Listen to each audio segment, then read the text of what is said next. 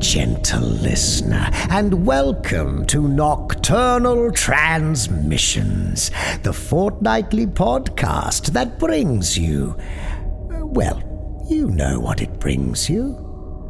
Dark tales, both old and new, performed by your humble narrator, Kristin Holland. Pussycat, pussycat, you're so thrilling and I'm so willing to care for you. So go and make up your big little pussycat eyes. Pussycat, pussycat, I love you. Yes, I do. You and your pussycat eyes. Tom Jones. Nocturnal Transmissions is proud to present Zachary Rosenberg's Cat Scare.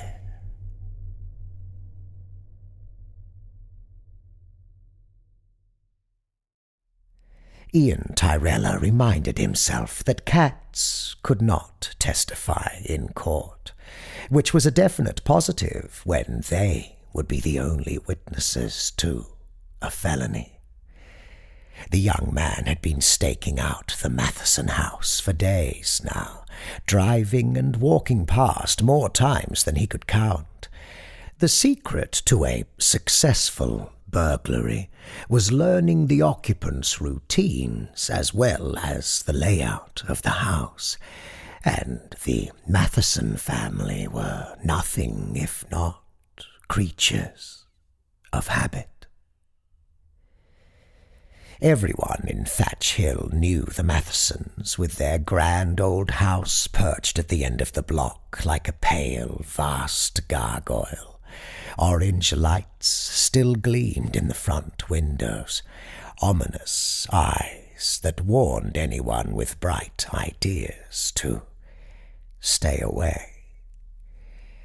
Ian would have loved to, but there was just the tiny problem of needing to buy back his markers after the latest round of intoxicated gambling. If he didn't, there were men who would see his elbows take on new and exciting shapes. He had scraped together all the meagre savings he had left and weighed his options. Knocking over a liquor store was foolish, and mugging people in the street even stupider than that. That left casing a house, and it did not take him long to arrive at the conclusion that the Matheson residence, with all its nigh aristocratic ostentatiousness, would be ideal. They would surely have money stashed away, jewelry or heirlooms, something he could sell at one of those pawn shops that did not ask too many inconvenient questions. They also had the helpful tendency to vacate the home on Saturdays for whatever errands the rich and powerful found themselves flitting to. Same time, on the dot, Charles Matheson would take his wife Eleanor and their little children, pile into an expensive car and drive off tantalizingly slowly, while Ian acted as inconspicuous as possible. He had checked it 3 times now, his deadline for payment fast approaching. Thanks to the hubris festering in the minds of the rich and powerful, the house had no security system, and the door was left unlocked. The only rub was the cats. Cats could make things rather complicated if they got aggressive, and the Mathesons had several of them. But what they couldn't do was tell anyone what they had seen. No use delaying this. There was nobody around, Ian could see, and he'd even brought a few cat treats along, just in case the felines kicked up a fuss. He waited not only until he was certain they were gone, but that they would not be returning because little Jane or Andrew forgot something. He made sure one last time that he was not watched, his hand closing on the cold bronze of the doorknob. A twist, and the door swung open with an inviting creak. Ian stepped in and quickly shut the door after him. A lush red carpet greeted him. He had already cleaned the soles of his shoes and was wearing gloves so as not to leave any prints inside the Mathesons' home. He was standing in a small parlour, several open doors to either side, as he tried to recall the positioning of rooms he had seen through the windows. A curious mule drew Ian's attention. Sitting in the full frame of the open doorway was a grey and black striped cat, watching him with enormous dark eyes, its head cocked to the side as it examined the intruder, tiny nostrils working to take in the unfamiliar scent. Ian grinned and held a finger up to his lips. "Shh, puss. I won't tell if you don't, okay?" He began to walk toward the cat, expecting it to flee. It remained there instead, watching him. Had it never heard the one about what curiosity did to its kind? Still, it was no hindrance to Ian now, which meant he could ignore it. As he stepped past the feline, it suddenly bolted away and rushed to the door. Ian feared he might not have closed it completely. The last thing he needed was an escaped cat and the tears of children prompting a full investigation. The grey cat reached the door, throwing its shoulder against the wood. Ian tensed, but the door remained fixed in place. "Sorry, puss. Not sure why you'd want to leave this place, though." He waved to the cat. It remained by the door, watching him with inquisitive eyes. The vigilant little thing. Ian, disregarding the frivolity of felines, began to search for any valuables in the kitchen. There was a sink so polished that he could see his reflection in the steel. There was a pantry and a cabinet positively festooned with family photos. The children in many of the photos were holding their cats for the cameras, including the grey one still by the front door. There were several others, including a sizable black and white cat caught in a moment of licking something wet and pink off its nose as little Andrew was frozen in laughter beside it. The flash photography had not done wonders for the cats, Ian thought. In the photos, their eyes appeared almost. Something heavy pounded against the floor behind him. He spun around, snapping a flashlight into his hand, a pale beam of light landing on the spot where the grey cat had been just moments before. There was only empty space. And the red floor now. Then came the heavy sound again, like the pounding of insistent feet upon the wood. Was there some angry Matheson grandpa in the house, wielding a Louisville slugger coming through the next room for him? Was Granny going to hurtle through the doorway with hairspray in her hand to blind him? Or was there some creep locked in the attic who was only allowed downstairs when everyone else was gone? His flashlight flicked back and forth as the noises grew closer, louder. Something rumbled just out of reach, a deep and hungry noise drawn forth from a cavernous throat. There it was, just behind him. He spun, pointed with the flashlight. Something leaped down, landing past him upon all fours. Ian sprang back, nearly knocking over a chair as the strangled squeak of a mouse came forth from his own throat. A cat perched there, having jumped from atop the refrigerator, black-furred with white spots covering its chest and stomach. It watched him with large green eyes while it ran a paw across its head with a satisfied meow.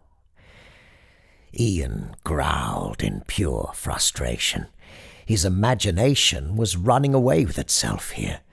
It was just another cat, another stupid feline making some noise. It must have been purring. Maybe it had knocked over something else.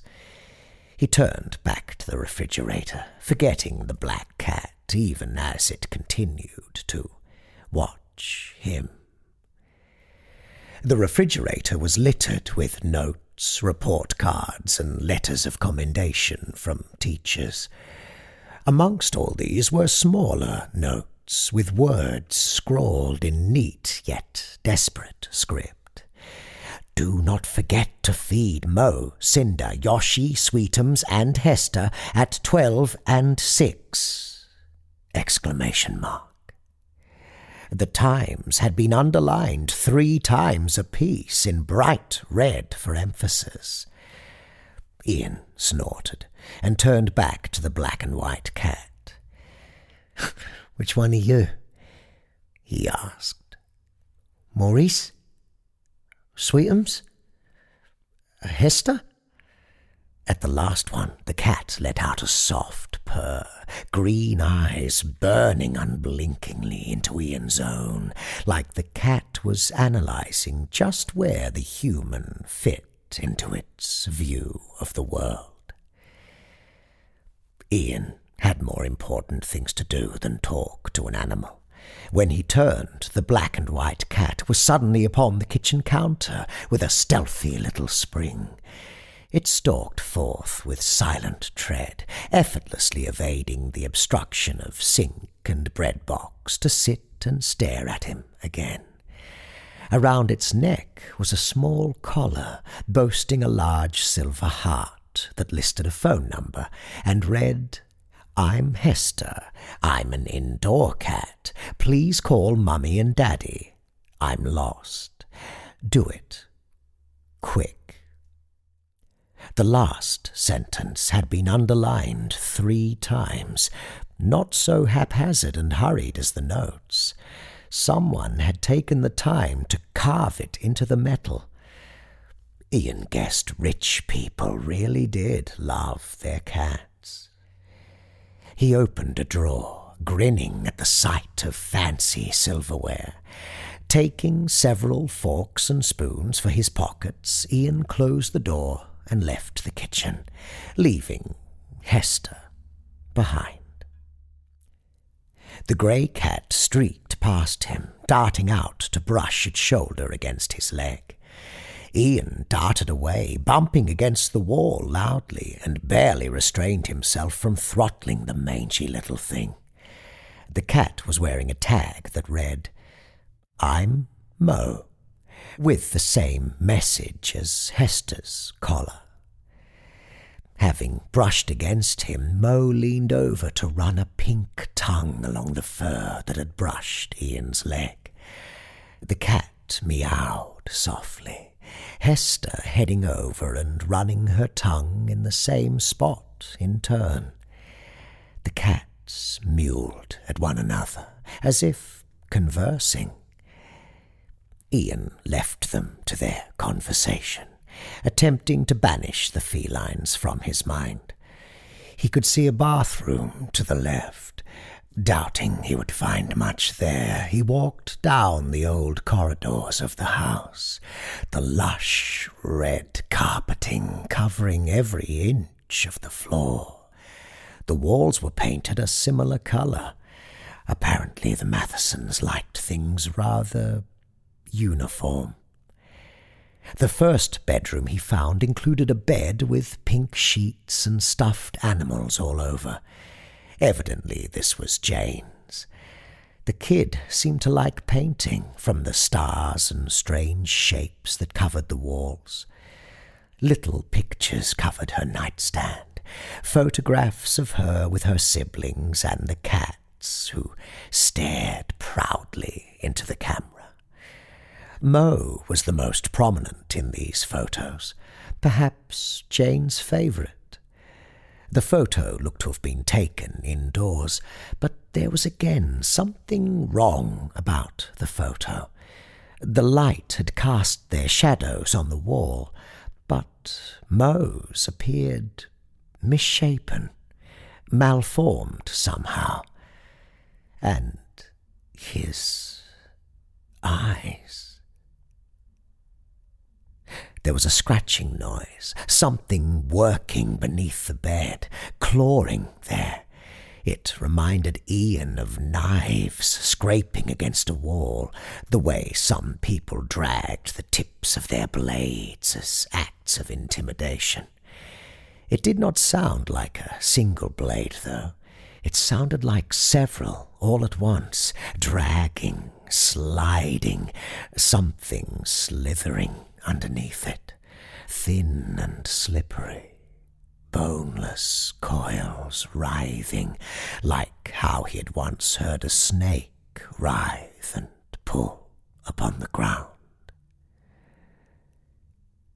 Something lunged out from under the bed, and this time Ian did fall back, dimly aware of the grey cat staring at him. Briefly stunned, he tried to orient himself as the pudgy little brute trotted over. He lifted a hand to ward off the cat, reading Yoshi on his collar before the cat leaned in and gently ran a pink tongue against his hand.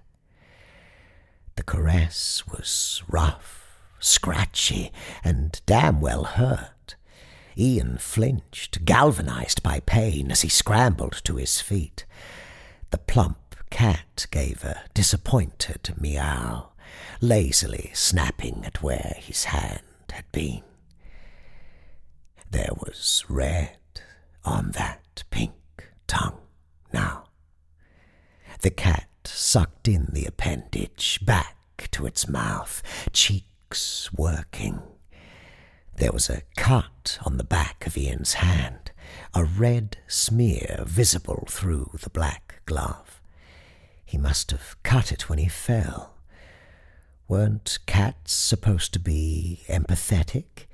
He'd heard somewhere that they cheered people up when they were hurt, in their own way. Maybe this was a strange attempt at comfort. But Yoshi did not seem so congenial.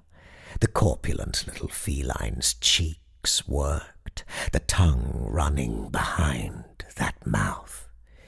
It smoothed out its long whiskers and mewed like a little kitten, asking for a second helping of cream.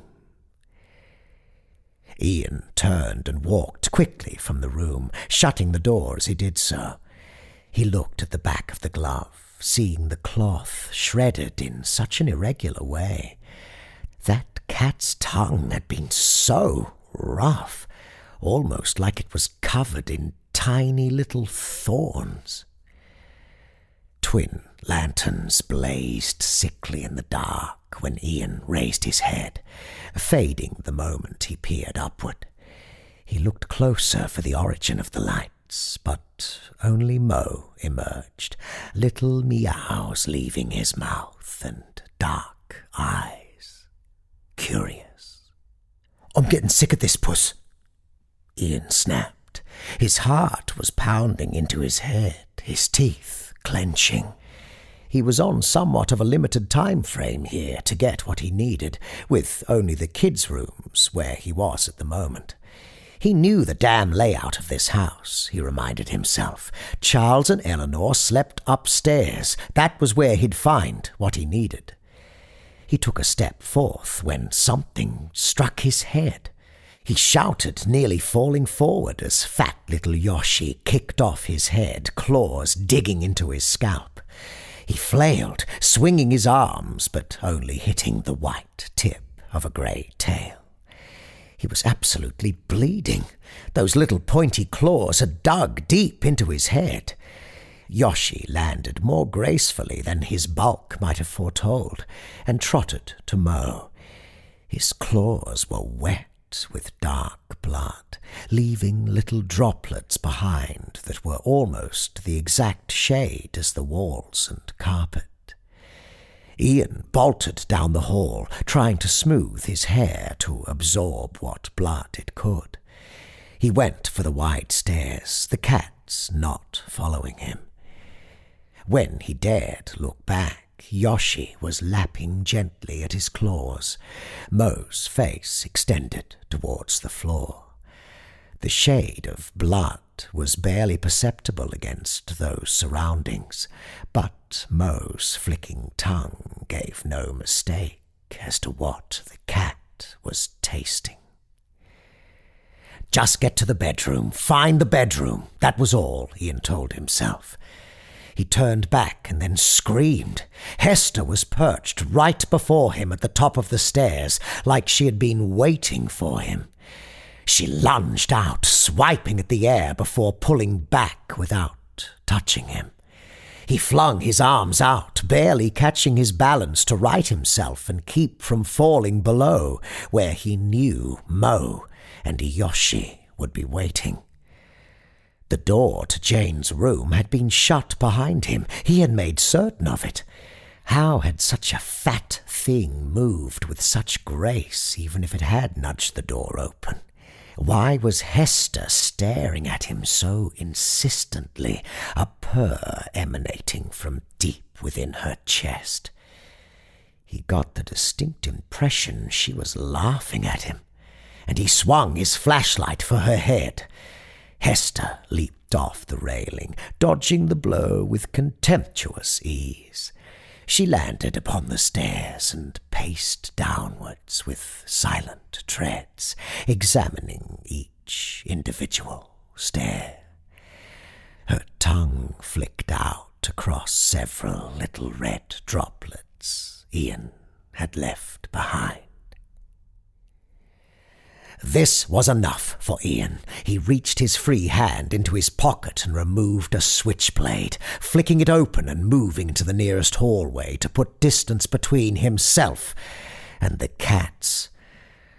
The rooms were all carpeted with the same lush red uniformity as below, almost like a tide of freshly spilled blood. The next cat to attack him was getting gutted. He'd come too far to stop now. Weird cats were nowhere near as scary as the brutes in suits who wanted to rearrange his physiology.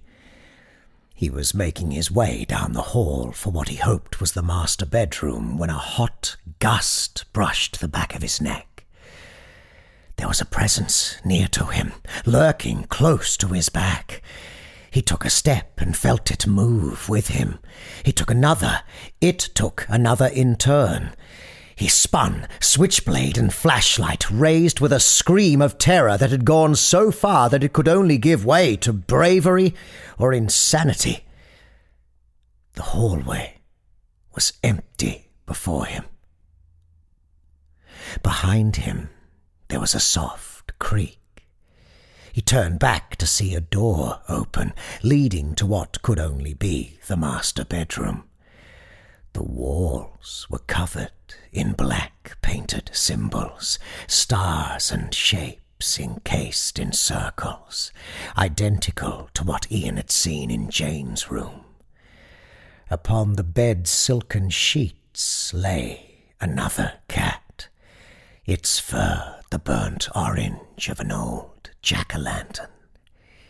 A ginger cat sat upon the dresser, tail lazily swaying as it overlooked a host of jewellery that had been left out. Jackpot, if not for the cats.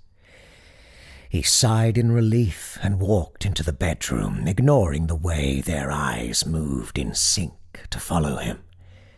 "We're good, right?" He remembered he had the damn treats, little pellets he'd managed to swipe from the pet shop. He took them from his pocket, scattering them on the floor.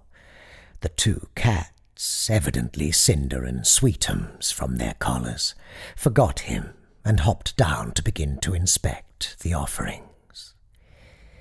He went for the jewelry. Shining gold necklaces, silver earrings studded with red and blue. This would be worth a fortune at the pawns, Ian thought. He reached out, intending to take all he could carry, and then run for the door, out of this house forever. Mo snapped out from behind the mirror, a little thunderbolt of grey fur and flaring yellow eyes. He did not go for the hand reaching for the jewels, but rather the hand holding the switchblade. Claws and fangs ripped deep into flesh, tearing a yelp from Ian's throat. Mo's pass opened the wrist, the knife falling to the ground, forgotten like the treats the cats had all decided to ignore. He dropped the flashlight, clapping a hand to his bleeding wrist. Mo raced back into the shadows, purring loudly. The sound was taken up by Cinder, then Sweetums, then the other unseen cats added to the chorus, a rising pitch of pleasurable rumbles from famished throats. Ian turned and ran out of the room, panic lending him wings. He made it to the end of the hall, turning down the stairs to see the front door. Even through the shadows, Ian could see eyes that were no longer soft brown or green. They were a sickly yellow, and too far up from the floor in the shadows for a cat's diminutive stature. Those eyes burned like hungry lanterns in the shadows. Ian suddenly remembered how Mo had nudged the door as if trying to get out when Ian had first arrived. Or had Mo been making sure that door was securely closed, making certain Ian was safely trapped inside the house with the cats? Heavy noises came from behind him, the purring growing louder and louder. He had to find a window, maybe in the kitchen, a back door perhaps. Something hit him in the back of the leg. He fell down the stairs, landing in a shattered heap at their foot. His head swam, his speech slurred as he tried to call for help. A purloined fork had buried itself into his thigh, blood staining his pants.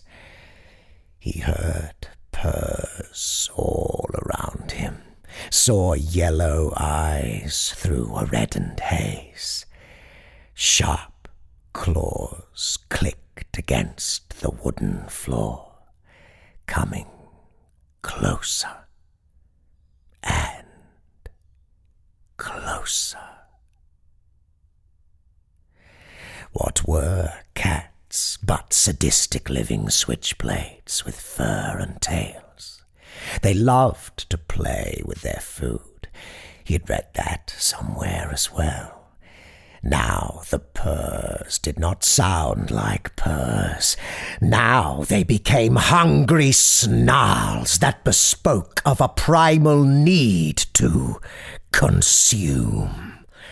He felt claws braced upon his shoulders, ready to sink in, when the door opened. "Everyone, we're back early." The voice trailed off, and Ian heard the door slam shut. Charles Matheson's voice. Yoshi, Mo, Cinder, are you all okay? A little girl's voice, high with concern. Blood pooled down from Ian's scalp, filling his eyes. He tried to make his strained voice work so he might be heard and saved. Please, help. Through the red haze he saw Mo and Sweetums in the arms of Jane Matheson, the two running their heads against her cheeks, their purrs now the gentle and loving affections of devoted house cats. Charles Matheson wore a frown. "I can't believe this," he growled. "All this trouble to bring you here, and you still can't follow basic decency in our home." "Daddy, don't be mad. They were just hungry. We had less food left over than we thought," Jane protested. Mo's responsive meow was pitiful and contrite. "I'll train them more next time, I promise." "You know they can't eat wherever they want, Jane." Charles sounded weary. "Well, at least our trip to the butcher will leave plenty for them tomorrow. Not to mention they are the best security." Another meow, the brush of a furry body nuzzling against a leg, following. Charles Matheson chuckled. Fine. I can't stay mad at you for long, Cinder. You all finish up properly, but no more mischief after, and make sure to be careful with whatever he might have taken." Jane opened her arms, releasing the cats. From the light outside, Ian saw their shadows briefly cast upon the floor, malformed, hunched, and writhing. The owners of the shadows drew closer with sharp eyes and sharper teeth. Ian opened his mouth to cry for help, but he felt claws burrow into his shoulders, something large beginning to drag him up the stairs. The pain was so intense he could only manage the chirp of a trapped bird. "Do they have to play with their food, Daddy?" Jane's voice trailed after him, traces of sympathy lingering there. "You must let them do as they will, dear. Let nature take its course," Charles said, with the patience of a man who had conducted the same conversation many times. Ian felt himself pulled from the stairs and through a doorway. He was alone, in complete darkness, except for the cats. Cats with their eyes, cats with their claws, cats with their teeth.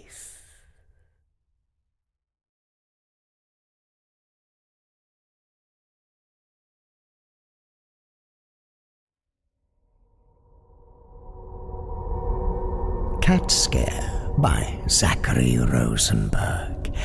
Zachary Rosenberg is a fantasy and horror writer living in Florida. He appreciates the ocean, wildlife, obviously, and literature. His love of literature was constantly nurtured growing up, where he practically lived in the libraries, reading every horror and fantasy book he could get his grubby little hands on. His print debut short story, The Teeth of the Deeps, will be featured in the 5th short story collection from Dead Sea Press. We'll put some links and the like in the featured authors section of our website for you. Okie dokie, it's Patreon subscriber news time, and here's some news for you. There are 4 new acolytes in our midst. Let's welcome them, shall we? Mad Wolves 17. Welcome, Mad Wolves. Crystal Collins. Crystal, you've set $5 as your acolyte subscriber amount.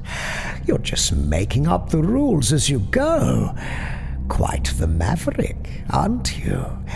I'm not suggesting that you wear aviator sunglasses and fly an aeroplane or anything of the like, although you very well may, Crystal, I don't know. Nevertheless, a maverick you are. We like your style. Miss Catonic, welcome, Miss Catonic. I do hope your friend Luna enjoyed this episode as much as I hoped they might. You must let me know. Paul Borges, welcome to you too, Paul. Welcome one, welcome all. Oh, and who's this? Donna Lewis. You have returned. Welcome back, my dear. We do so hope you enjoyed this episode, gentle listener. If you did, recommend us to a friend. Recommend us to a fiend. Recommend us to a perfect stranger. And see just how much stranger that stranger might become. This episode was brought to you with the generous assistance of our Patreon subscribers. A particular thank you goes out to our esteemed cohorts. Javonte Gaston, Robert Troy Hampton Peterson, Sam Hankins, Tippy Polo, Alicia Townsend, Rachel Brown, Philip Aberuzese, Arnie Frank, Joe Stinson, Daniel Clanton, Hisu, Adam, Belle of the Ball, and our other Belle of the Ball, Fabled Words. Alex Brewers, Andrea Baxter, Wayne Prince, J.B., Thomas Arvin, Evan Dooley, Stephen Andrews, and Sam Bell. All non-public domain stories are featured with the permission of the authors. All voices and production are concocted by Kristin Holland. If you'd like to support our humble production and hear the fabulous back catalogue of exclusive episodes we've prepared for your listening enjoyment, just visit patreon.com/Nocturnal Transmissions and sign up. Until next time, as always, watch the skies, fear the dark, and don't trust anyone, especially yourself.